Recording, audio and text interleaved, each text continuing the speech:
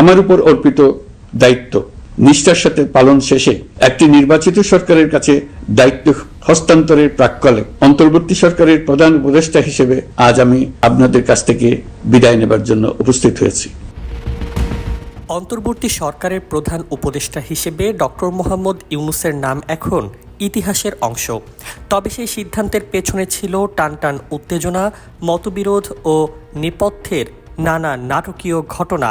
ঢাকা বিশ্ববিদ্যালয়ের আইন বিভাগের অধ্যাপক ও অন্তর্বর্তী সরকারের সাবেক আইন উপদেষ্টা আসিফ নজরুলের দাবি, 2024 সালের 6 আগস্ট পর্যন্ত ডক্টর ইউনূসকে বাদ দিয়ে অন্য কাউকে প্রধান উপদেষ্টা করার চেষ্টা হয়েছিল, কিন্তু ছাত্রনেতাদের অনড় অবস্থানের কারণেই শেষ পর্যন্ত সেই পরিকল্পনা বাস্তবায়িত হয়নি। নগদ নিয়ে এলো হার না মানা হার অফার। সর্বনিম্ন 10,000 টাকা রেমিটেন্স নগদে পাঠালে থাকছে স্বর্ণের হার জেতার সুযোগ। প্রথম আলোর সঙ্গে সাক্ষাৎকারে আসিফ নজরুল বলেন, 5 আগস্ট শেখ হাসিনা সরকারের পতনের পর নতুন সরকার গঠনের প্রশ্নে সেনা সদর, বঙ্গভবন এবং ছাত্র নেতাদের সঙ্গে একাধিক বৈঠক অনুষ্ঠিত হয়। ওই সময় বৈষম্য বিরোধী ছাত্র আন্দোলনের নেতারা শুরু থেকেই অন্তর্বর্তী সরকারের প্রধান হিসেবে ডক্টর মোহাম্মদ ইউনূসের নাম প্রস্তাব করেন।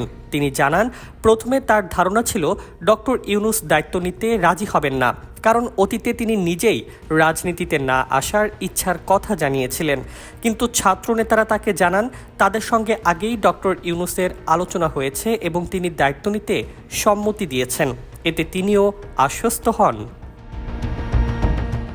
আসিফ নজরুলের ভাষ্য অনুযায়ী 6 আগস্ট সকালে সেনাপ্রধানের সঙ্গে বৈঠকে তিনি ডক্টর ইউনূসের পক্ষেই জোরালো যুক্তি তুলে ধরেন। সেখানে তার বিরুদ্ধে থাকা শ্রম আইন ও অর্থ পাচারের মামলার প্রসঙ্গ উঠলেও তিনি ব্যাখ্যা করেন, এসব রাজনৈতিক উদ্দেশ্য প্রণোদিত মামলা এবং আন্তর্জাতিক অঙ্গনে ডক্টর ইউনূসের গ্রহণযোগ্যতা বাংলাদেশের জন্য বড় সম্পদ।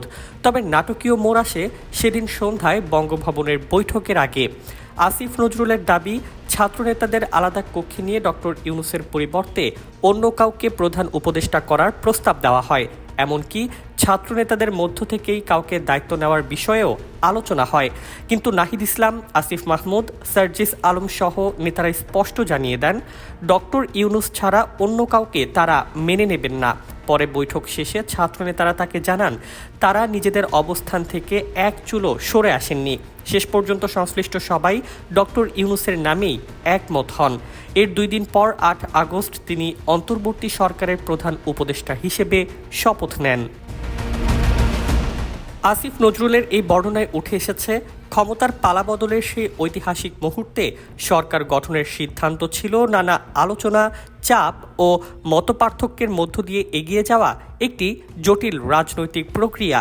তার দাবি অনুযায়ী শেষ পর্যন্ত ছাত্র নেতাদের দৃঢ় অবস্থানই ডক্টর মোহাম্মদ ইউনূসকে প্রধান উপদেষ্টা করার সিদ্ধান্তে সবচেয়ে গুরুত্বপূর্ণ ভূমিকা পালন করে। News desk, 21 television.